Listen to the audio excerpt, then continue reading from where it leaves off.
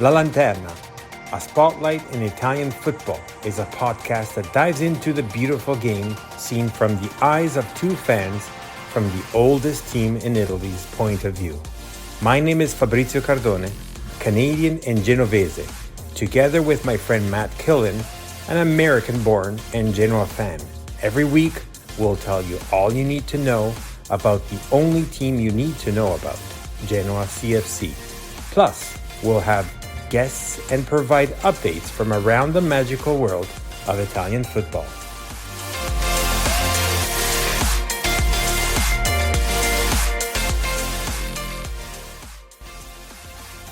Benvenuti, welcome to La Lanterna podcast. This is Fabrizio with my best buddy, Matt Fabry. How are you doing? I am, well, first of all, welcome back. We had a quick break because you had a beautiful road trip. I wish I was the fly on the wall to see all those places that you guys went to. But yeah, I'm sure you got a little bit of warmth where right now where we are, we're wind chill effect close to minus 10, which is Celsius, which I don't know what that means in Fahrenheit, but only you guys know what that is. Minus 10 Celsius is, I have no clue, actually. I hold on. 0 is like your 32. Anyways, it's cold. 14 degrees. Holy hell, it's cold. Yeah. It was like 38 degrees today in Fahrenheit, which is like 6 for you or something. Yeah.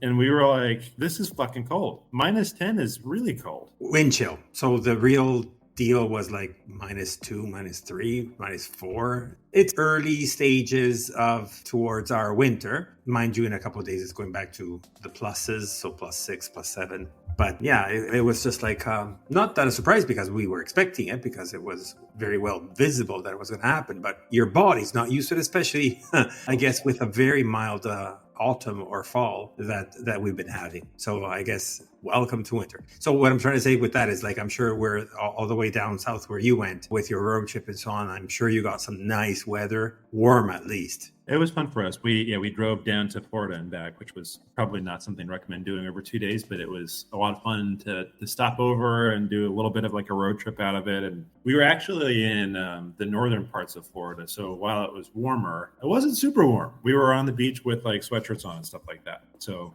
but I still would definitely take that over, the minus 10. Minus 10, exactly. Anyway, so we had a little bit of a break, but at the same time, we're back on track. We talked a little bit in the past pod about the expected match and what was going to come through our match that we unfortunately had to see against Frosinone. So at Frosinone, this was last Sunday, November 26th, that we lost 2-1.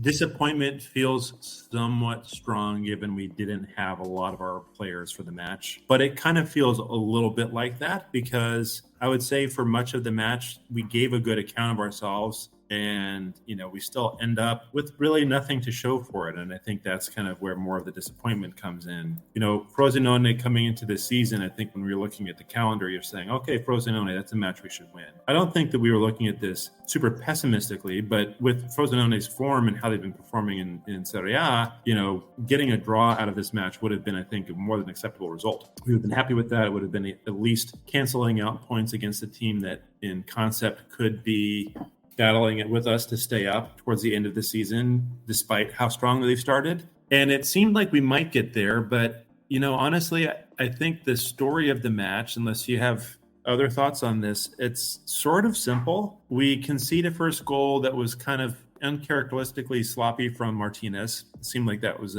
something that a keeper of his ability could do better with. We finally see a Malinowski wonder goal, which we've been waiting for most of the season. And I think him starting as a forward was maybe head scratching a little bit, but you see this fantastic goal from him. And then, once again, we come undone in the dying stages of the match. We're kind of beaten with a few quick passes from Frosinone, and all of a sudden, Martinez is helpless and it's 2-1. So I think relatively even in terms of overall competition, we continue to see our side kind of concede late in matches, and it's been one of the bigger worries we talked about all season. Maybe it's hard to blame them given we were thin ahead of this match. It's not like we had a ton of reserves to throw at Frosinone, but you don't love to see that trend continue, especially how often it's kind of come back and kind of taken points from us this season.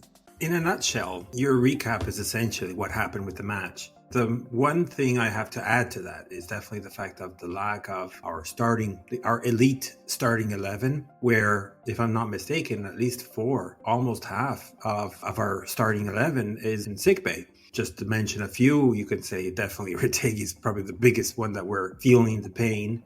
Perhaps even Vasquez, even though I don't have major complaints about the defense overall. Vogliacco, I don't think he's still at his levels that we've seen last year in Serie B, but definitely you could see the difference between him and Vasquez. At the same time, in the midfield, we lost Strootman in the first half, about 2/3 of the first half, and that's another preoccupation of an added person that goes to the infirmary. And likely, last rumors are that he's going to be away for at least a good month. And we know the issue behind our midfield, even though old-ish, if you think about Badel and Strootman, after them, there's nothing else. Haps, horrible performance. And at front, we're not having our fantasist Goodmanson, and as I said before, Retegui.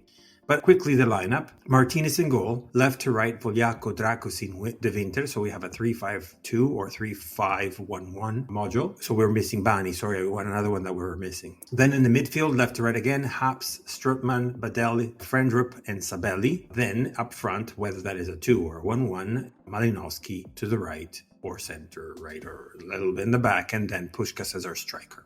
Puskás, because also Ekuban is out. Right. With this lineup, I want to start immediately with Puskás. We've talked about him so many times. I had to tone it down because I felt that myself anyways, I can speak more for myself, right? A little bit maybe at times hard on him, but this is the, sixth clear chance on goal that he misses. And I'm talking about the one on the first minute where, sure, there's also a unlucky component to that. But when you have a striker that shoots it right off a diving sort of trying to catch the ball, wherever you're throwing it, let me just try to see if I can catch it. And another defender that is basically already on the grass because they're all like scrambling, trying to stop anything. Again, unlucky, but once again, another chance on goal by Mr. Georgi Puskás, fresh off from the national team that he did score, so he was all pumped. And once again, he fails. Now, opportunity for Genoa. Did the ball cross the line? Sabelli's cross in the middle. Puskás was there, ready to tap in. It's real rough. I don't know what else to say. I mean, look, if you're a numbers guy, this is brutal. You don't need numbers to tell you that. But like expected goal on target, which is a figure, I don't know how the machine wizards calculate this stuff or how accurate it really is, but it's just amazing the number because 0.85 basically means this is a certain goal.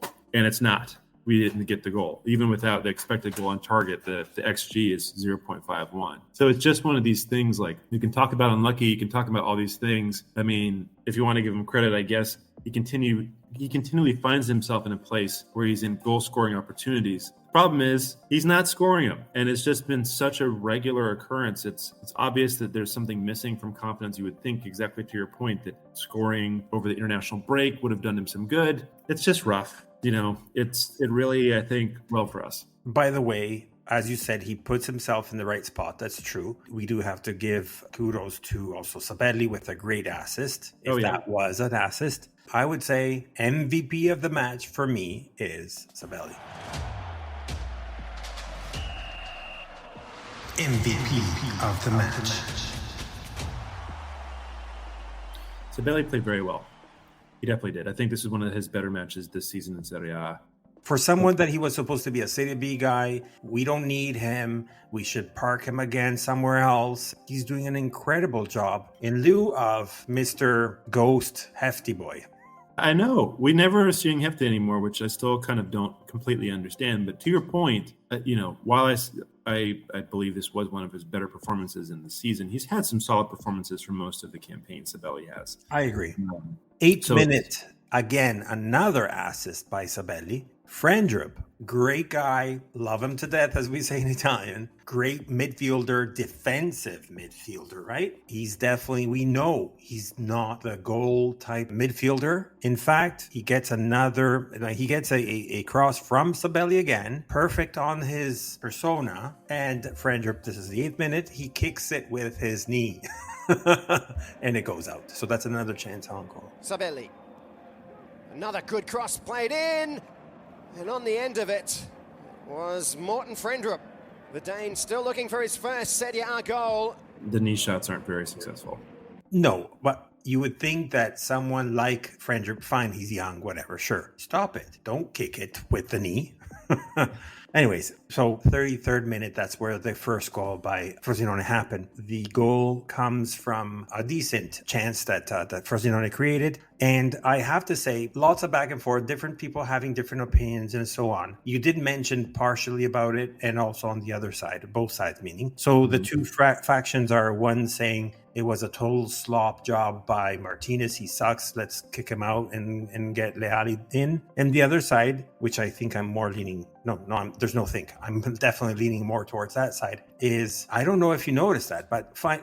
First of all, I don't know where the baseball caps went on the goalies. I think it's about style. You want to show like your good hair or something, where Frosinone knew that very well. They got that. We actually, apparently, I don't know if it is even true because I didn't really check that part, but rumors, people saying that we won the ball. So, the coin toss thing. And we decided what side to go on, which was the worst one. Because if you play in the afternoon in Frosinone, especially in winter and so on, the sun hits straight at the goalie, per se. Yeah. So our defenders included, if you're looking towards the other goal, so you're in defense mode, not in attacking mode, the sun is straight at you. And it was a sunny day. If it was a cloudy day, I think he would have caught that. Because yes, it was sloppy, but I think he kind of saw it also at the last minute. He did the best that he could. Obviously, he could have done better, but he didn't. I would give 80%, if not more, the fault of not being able to see, and the other 20% is not putting a freaking hat on.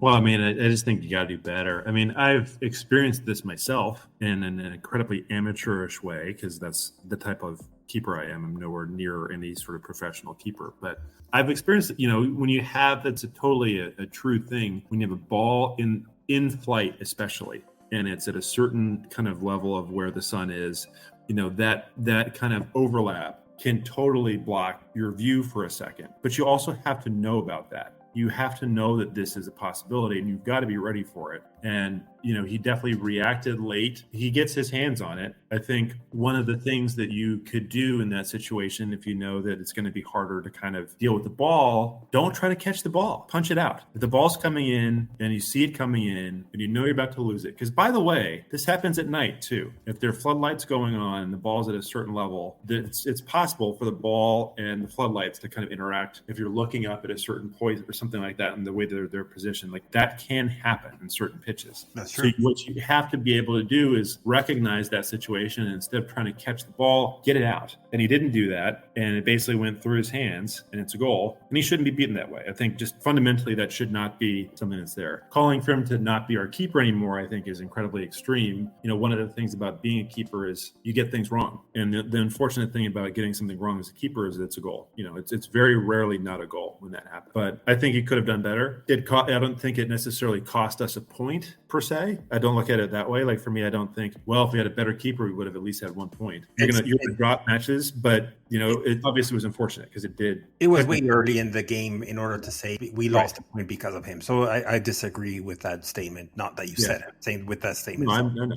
The good thing about 4 minutes after, Euro wonder goal after 13 matches. Finally, Mr. Malinowski does an amazing hurling goal. Amazing.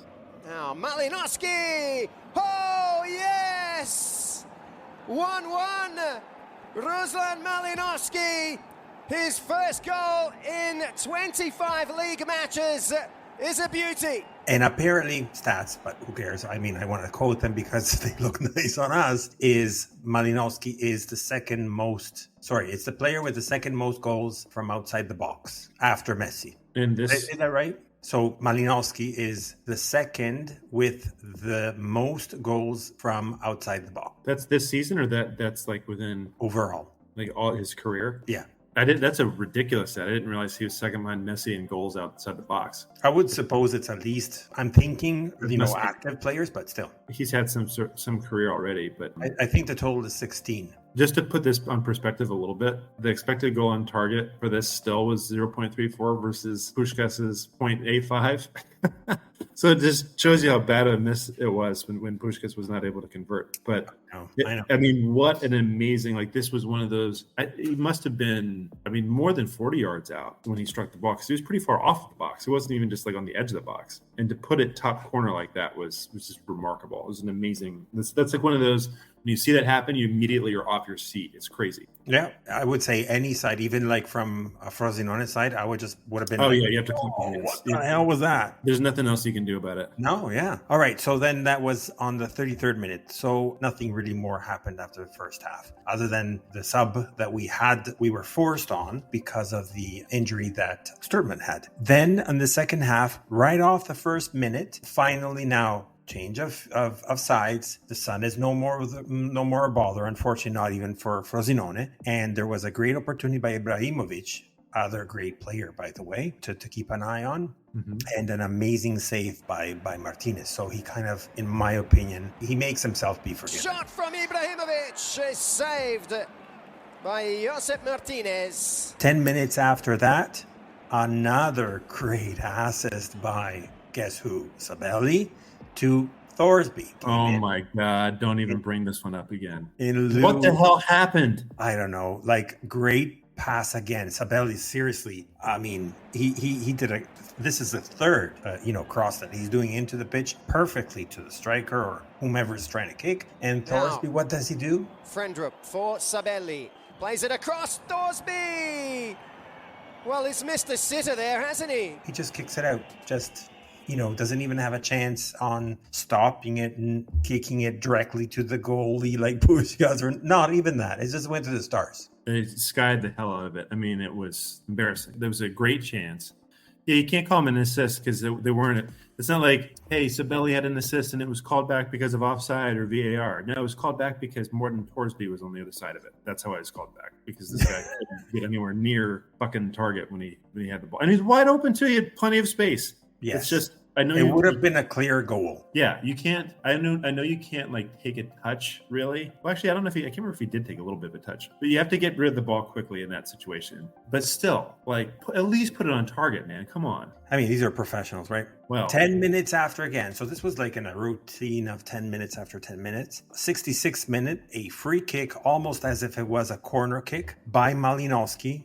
And it goes right on the intersection of the post and the crossbar. What I'm trying to say with this match is also a lot of bad luck. The sun, the chances. Let's look at it from a positive perspective, right? Puskás's ball gets saved right on the line. Frendrup kicks it on the knee instead of with his foot. Again, from a positive perspective. The goal faulted by the sun. Then I would say Thorsby, he was unlucky because a grass kind of tripped him or something.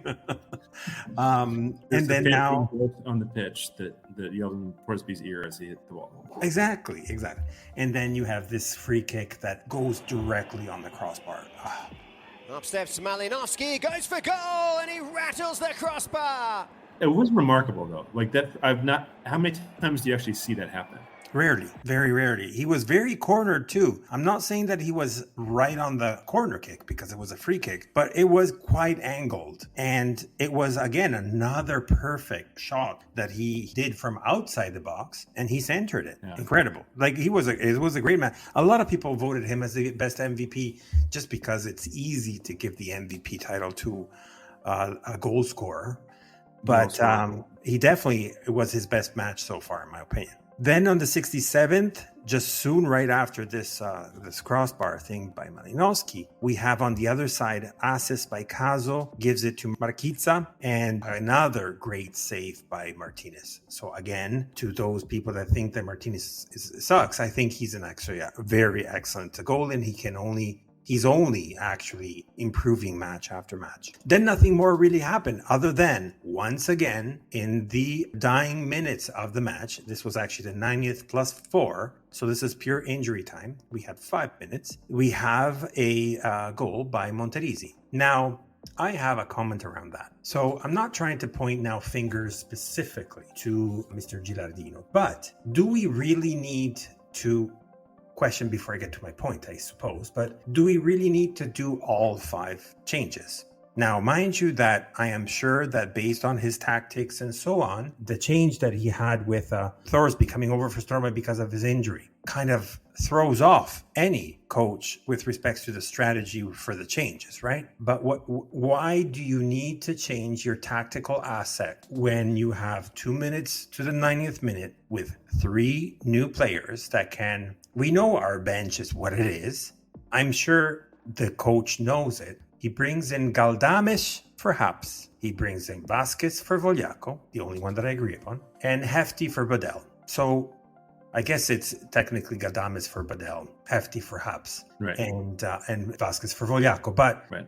I don't know. What are your thoughts on these 3 substitutions? Because apparently the errors, this goal was based on defensive error by mostly, I would say, Galdames that let the player go by him. Yeah, I mean, you're right to question it, particularly the timing of it, because with 88th minute, I don't know exactly how this works, but there's always kind of been this thing. If you're making substitutions that late in the match, like you might be adding on time because you have to have the pauses for the players to come on and to come off. And while it's not a huge amount of time, it's still time. And again, we were trying to go. The rule says 30 seconds added for every player that is added. Yeah, so that's significant. That's a minute and a half that you're adding to the match to get these guys in. And I know like we wanted to be positive and get something out of it, but like at 88, and especially with these substitutions, like these aren't aggressive substitutions. I think they're actually sensible when you look at them completely out of context. If these 3 substitutions were made in like the 60th minute, I don't even be saying anything. But to make them in the 88th minute all at the same time, when you really just need to lock up the game, because at this point, we're probably not getting more than a point. Well, listen, exactly to your point, we're not getting more than 1 point. So your tactics are here. You're either going to defend the result. So I can see the change of some defensive there, right? But the midfield, I don't necessarily understand it. Or you totally, completely change it by putting a whole bunch of forwards in, which was not necessary. Didn't seem like what he was trying to do. Even though in the last 9 minutes, we were kind of suffering a little bit too much. And it's always where we're getting these goals, right? So sure, we do a great job throughout the match, but in the dying minutes, including the changes from the bench. So this is from an analysis perspective, we're all saying that shows the quality from the bench that is way lower compared to our starting 11. So at the beginning of the pod, when I talk about the elite, this is where I'm referring to. Anyways, so a lot of people are complaining about this. There was an interview by Vogliacco because they opened, so to anyone that is English speaking, that is listening and that is in Italy right now, they're opening 3 pop-up stores for Christmas. The first one that they opened was in Chiavari. So Chiavari is a small town just outside in the Tigullio area. So it's about 50, 60 kilometers. I'm going by memory, but forgive me if I'm wrong, people, but on the east side. So in other words, towards La Spezia. So they opened they opened this one. There's another 2 that are going to be opening. There were also some, where was I going to go with this? I can't remember. But anyways, just go and check it out. And, Vogliacco, sorry, that's it. Long day. Vogliacco had this interview and they were asked saying, what do you guys feel about the fact of conceding a lot of goals in the dying minutes? Too many points lost in the last minutes. Do you think it's a mindset issue, a physicality problem, or simply negative circumstances? No, it has occurred on numerous occasions. It is certainly not a coincidence. We are collaborating with the coach and the team to ensure that it does not happen again. Certainly we apologize and we will make every effort to ensure that it does not occur in the future. Does this stat burden you a bit? We apologize as we collect less than what we may deserve and we aim to alter the trend. But, it's still disappointing. The match is what it is. The standings is starting. The good thing is like whomever was around us didn't do well themselves too. So the standing didn't really change too much. So we have Inter still first after the tie against Juventus at 32 points. Juventus second at 30. AC Milan at 26. They're not able to win after the volleyball match. Fourth is Napoli at 24. Fifth is Roma at 21, tied with Bologna, Super Bologna, incredible. Atalanta sitting at 20, together with Fiorentina at the 7th spot. Ninth spot is Monza, together with Frosinone, thanks to our win at 18 points. 11th spot is Lazio. Then 16 points for Torino at the 12th spot. 15 points at the 13th spot is Lecce and Sassuolo. 15th spot is Genoa with 14. 16th is Udinese with 11. 17th is Cagliari together with Empoli, so they're sharing the third last spot, or fourth last, depending on what side you're looking at it. 19th spot, we have Verona at 9 and Salernitana last at 8 points. To say that Frosinone bounced back up, it's an interesting side. I definitely did not see this superpower. I think it was a match that we could have easily managed to win, even with this formation, patched up formation that we had. Obviously, bad luck, obviously inexperience, obviously errors, and so on. It just didn't go that way. Yeah, it's a bummer. I mean, I think when you look at it, like getting a point would it not have really massively changed anything for us. We'd be sitting in the exact same place, but we'd be level with Lecce and Sassuolo directly above us. It would have looked different, right? It would have looked a little different. We would have felt a little bit differently about it. I think obviously a victory would have been even better because that puts us we're in the same position as Lazio. Actually, we're probably, we're below them with goal differential, but it's unfortunate to not have more from this match. I think you're right. Like it's a little bit more than the simple analysis of like, well, our teams are just getting too tired, but it's another one that kind of just stings a little bit. Like we need to have more. We're struggling with matches like this season. We've not had a lot of really great moments in matches where you think we have a better chance to win or to get points. We've had a lot of punching above our weights moments earlier on in the season, but we need to really kind of make these moments matter more than they have been. I agree. And just for a quick highlight of match day 13th of wherever it counted, Salernitana won against Lazio, which was bizarre result, to be honest. And that'll kind of also line up to the match after that we'll be talking about shortly later. Atalanta-Napoli was a 1-2, so that's a loss by Mr. Gasperini. So the change also on the bench for Napoli, mind you, with Mazzari. Milan-Fiorentina 1-0 for Milan. Cagliari-Monza 1-1. Frosinone-Genoa 2-1. Empoli-Sassuolo. What a bizarre match, that one. 3-4 for Sassuolo. Roma-Udinese 3-1. Wake up. Welcome back, Roma, I guess. I don't know. Juventus-Inter probably was the highest expected, but also one of the most boring matches of the match day. 1-1. Verona-Lecce 2-2, another boring one. But interesting, at least for the goal count, I guess. And Bologna-Torino. I was not expecting that result. I honestly would have thought of a tie. That was Thiago Motta against Juric, and Thiago Motta pulls it through with a 2-0. So yeah, it brings Bologna up to the 6th spot, so in Europe area, and lets Torino stay back down on the 12th spot, which we could have even surpassed them if we had won against Frosinone. Right. Now, next match, if I may get to that one now, is Genoa-Empoli. So we're recording right now. It's what day is it? Wednesday. Yeah. It's Wednesday already, November 29th.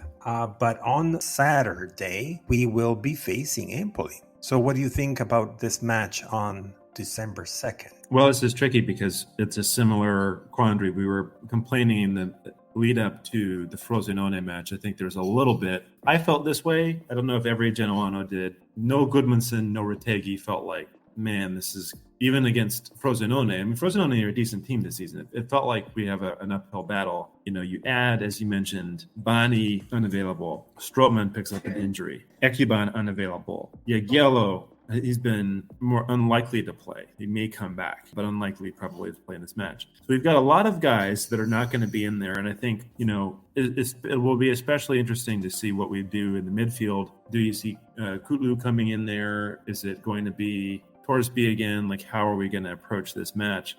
I think the thing that we have obviously going for us right now is Empoli. They're not in a great way at the moment. They're sitting in the relegation zone. They're in 10th position, 10 points from 13 matches. Their goal differential is the worst in the league. They've given up 17 goals. You'd think that we would have a decent shot at this one. They have pulled out a couple of impressive wins, most recently against Napoli 2 match weeks ago, and also against Fiorentina. But, and you mentioned kind of the wackadoo match they had against Sassuolo this past weekend.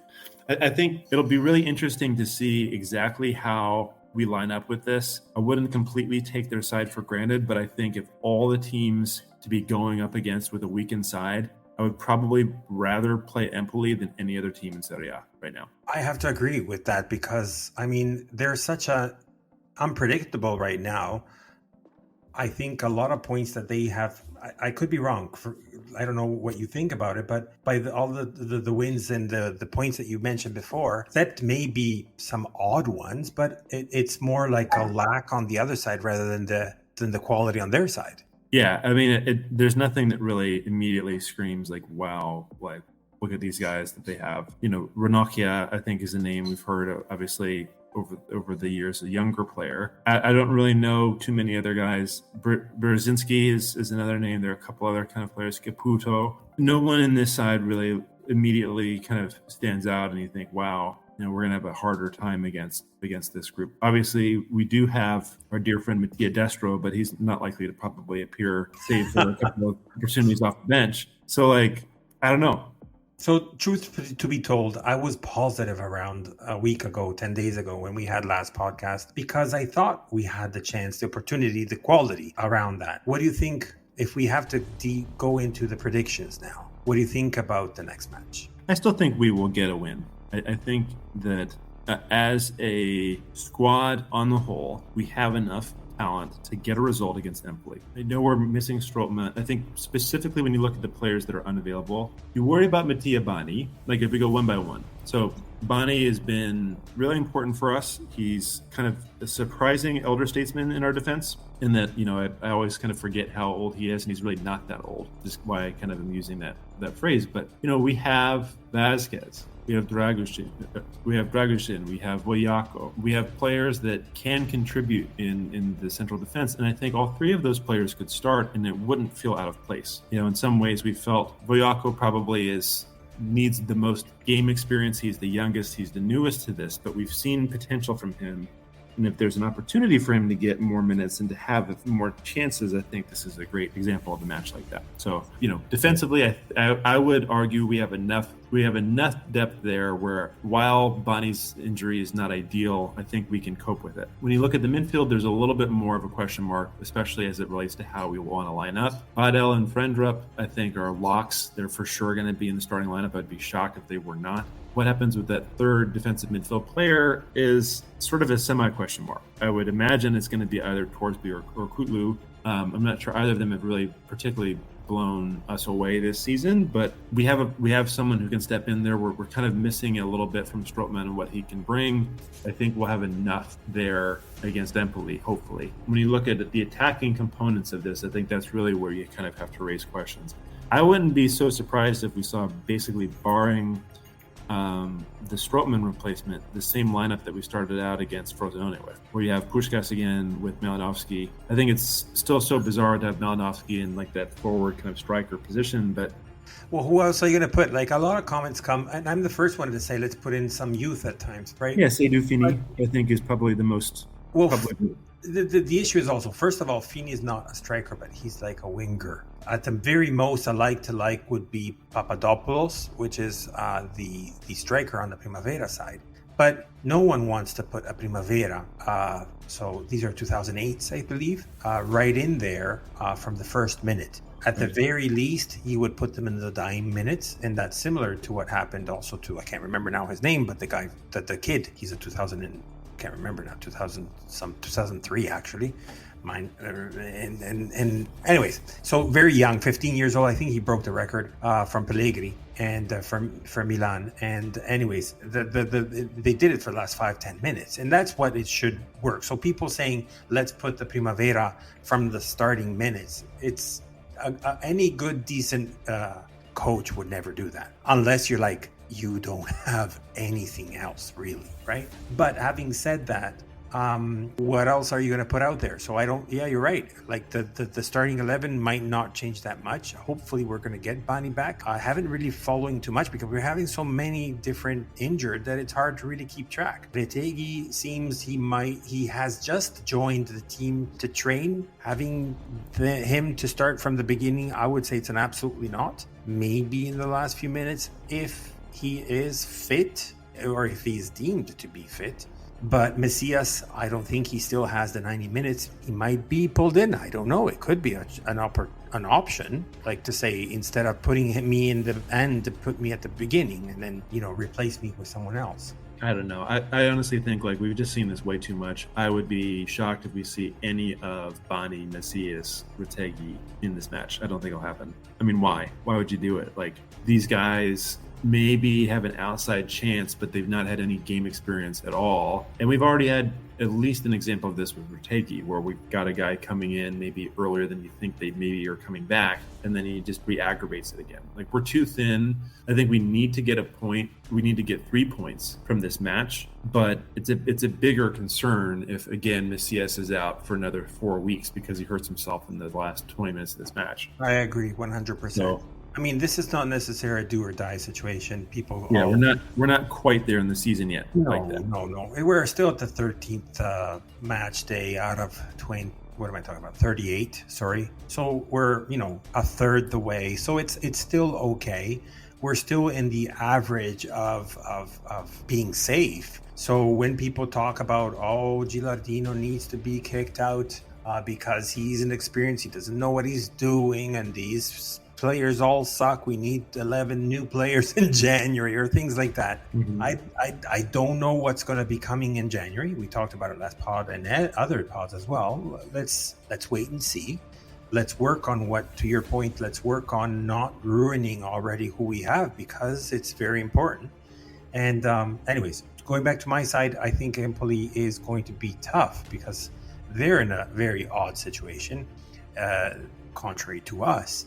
Even though there's only 4 points really differential. It's a very competitive Serie A side this year, I believe. There's no, bottom, because then you have even your Sassuolo. Sorry, Sassuolo is a weird team per se, but Verona once in a while goes out there and wins. Salernitana, look at that. They just won last match. So it's I don't know. By looking also at the Sassuolo match, so Empoli being their last match, it was a bizarre match. They were up and down and so on. So I think there is an opportunity also to have a high goal scoring either on either side. Now, I do want to believe that there is going to be a reaction, and that's most of the biggest reason how I can see us winning as well. And I think it's going to be a nice maybe 2-0. Plus, remember, we're going to be playing at the Temple at home, and I think that's going to essentially give us that boost for the 12th man on the pitch. It always helps when we're playing at home, and I think I don't worry as much about the response or how we're going to I think those things sometimes can be overwrought, but at the end of the day, I mean, it's kind of wrong to say that it doesn't matter at all. And I do think that there's going to be, I just think that we have enough, as much as we're really needing players to come back and be healthy. I think we have enough with this squad to get a result against Empoli. I really, really do. It doesn't mean that we're going to walk all over them, but I kind of think similarly in terms of score. So we'll see. So before we wrap up, I just wanted to quickly talk about our Primavera. So on Sunday, they tied against Empoli. So it's funny that we have this overlap. There was a 0-0, so that keeps them still stable in the standing. They're still sitting at the 11th spot. So it's neither good nor bad, but it's the first year back. So even for them, it's trying to, get themselves back in the game and so on. But they're still doing a great job, in my opinion. And on the other side, we have Genoa women, which are doing amazingly. They had another thrashing win, 3-1. They're now sitting second after the trio at the front. They're sitting only at 4 points or 3 points, I can't remember now, to the top. They're going to be playing against one of the leaders. And that's interesting just to see, it's like a test to see how they are. Let's remember that they are in Serie B Femminile, the women Serie B, and it's a test to see if we are ready for that jump or it still needs some more work. The season is still long, but it's still congratulations to the women. So one more thing I want to say, going back to that Chiavari pop-up store, we'll hear more stores coming up soon. The interesting thing, and upsetting at the same time for us that are abroad, but there's a new line called Essential Fan Outfit or something like that, which we've seen it in some pictures in the videos in the interview as well from the Vogliacco one. So there's like these new sort of hoodies or zip-up sweaters and so on, some t-shirts and so on, still by Kappa. So interesting new material. You hear a lot of people still complaining, oh, there's not a lot of this, there's not a lot of that. Just easy, whatever it is. It's a good build-up, and that's all that really matters. I guess, I don't know if you have anything that you wanted to add, Matt? Okay. Covered it. So next up is, as we said on Saturday, is Empoli. Then we'll have the Coppa Italia on December 5th. So we're going to try to squeeze in there a pod, and perhaps after that one for the match after again. Stay tuned. We'll try to get you there. But never forget, always and forever, Forza Genoa.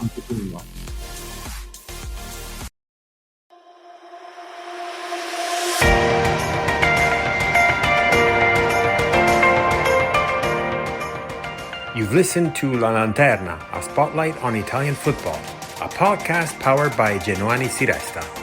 Thank you for listening, and see you next week.